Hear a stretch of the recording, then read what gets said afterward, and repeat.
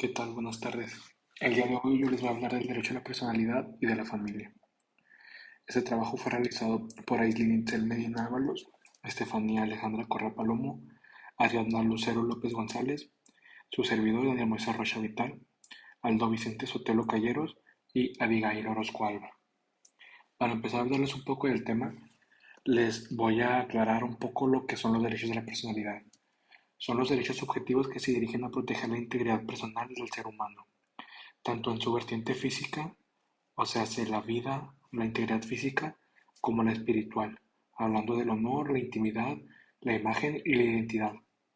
La consideración de los derechos de la personalidad como derechos fundamentales supone que esos derechos gozan de la protección reforzada que la CE establece, especial rigidez para su reforma, necesidad de ley orgánica para su desarrollo, la posibilidad de acudir ante el Tribunal Constitucional mediante el recurso de amparo y la tutela especial ante los tribunales ordinarios.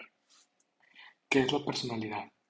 Dentro del ámbito del derecho, el concepto de personalidad comprende dos conceptos, uno como sinónimo de persona y el otro como sinónimo de representación.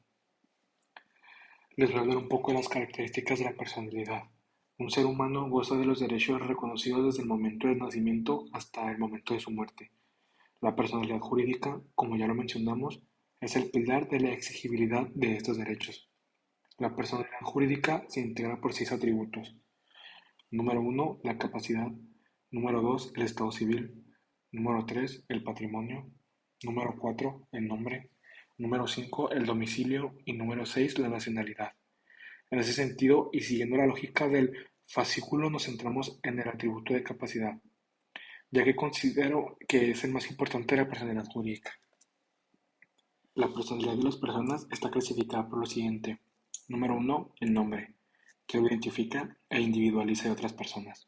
Número 2, el estado civil, que nombrando aquí el estado civil me voy a detener un poco para explicar, ya que es un tema importante del cual tenemos que tener cierta noción para poder seguir entendiendo el tema. El concepto de estado civil se ha mantenido uniforme en toda su historia. El estado civil en Roma correspondía a la situación del hombre en relación con los derechos y las obligaciones que tenía. En la época de las partidas se prefirió hablar de status hominum. En México, el estado civil se compone de nacimiento, la familia, la ausencia de personas, el estado civil del divorciado, el de adoptado, perdón, y el de los concubinos. Aquí se descarta la nacionalidad, el sexo y la edad. Son elementos que no se consideran dentro del estado civil ya que son cambiantes.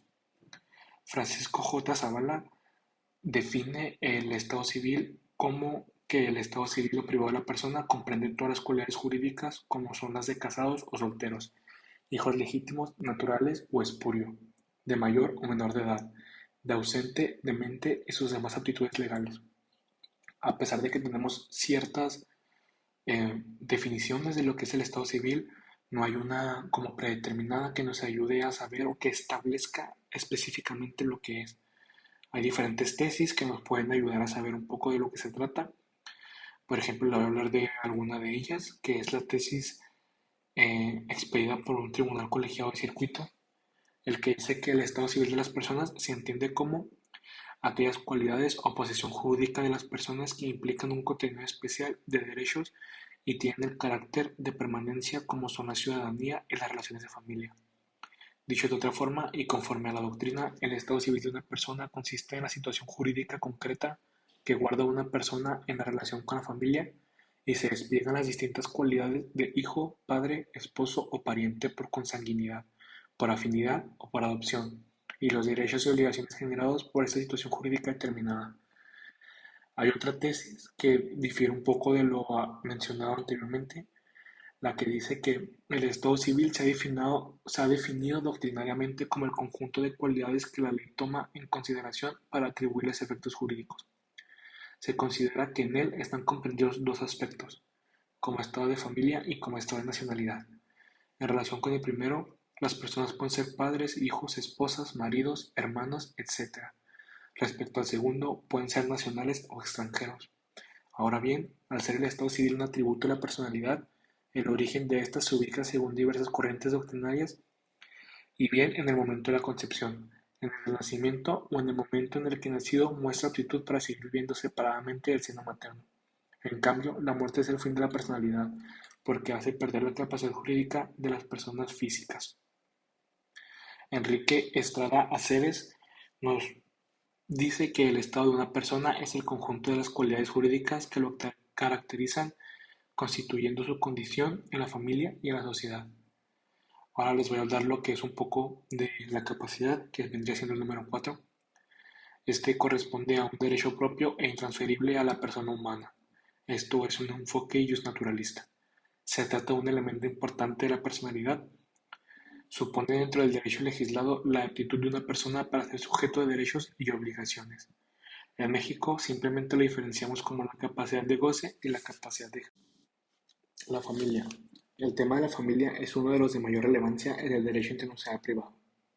Para entrar en ese tema, es importante diferenciar la familia del derecho de familia. Mientras que la primera corresponde a un dato objetivo de la realidad, el segundo tiene que ver con la normatividad que regula ese núcleo social. En México no existe un concepto único acerca de la familia.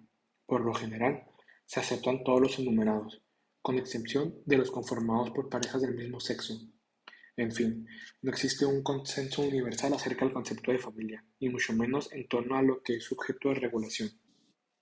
Implicaciones sociales del derecho de familia.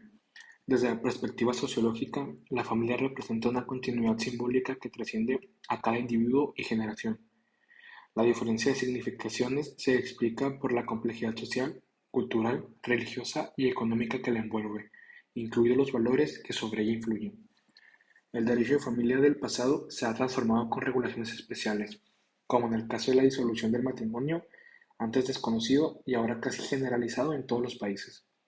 La familia multicultural de la actualidad, formada por nacionalidades y razas diversas, es el resultado de la movilidad de las personas, de la evolución de los derechos humanos y de su aceptación, que esto es bastante generalizada y sucede en todos los países. La importancia del derecho de familia deriva de la función social y económica que a la familia se le asigna en uno u otro lugar, aunada a las influencias religiosas. El Estado civil en relaciones de familia y su prueba. El Estado civil es tan importante que la mayoría de los países han suscrito convenios internacionales sobre diversos aspectos de este tema, como es el caso de los convenios internacionales sobre filiación, matrimonio, aspectos relativos a las relaciones familiares, etc.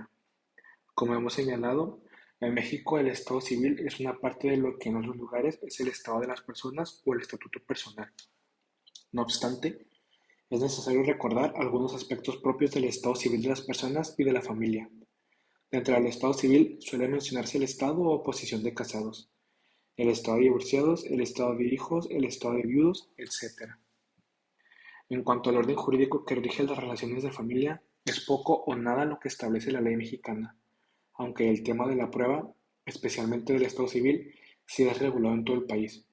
No todo asunto familiar debe regularse según la ley que rige el estado civil, ni que todo lo relativo al matrimonio pueda calificarse como cuestión o asunto del estado civil, lo que se debe a las excepciones o especialidades en el tratamiento de la familia.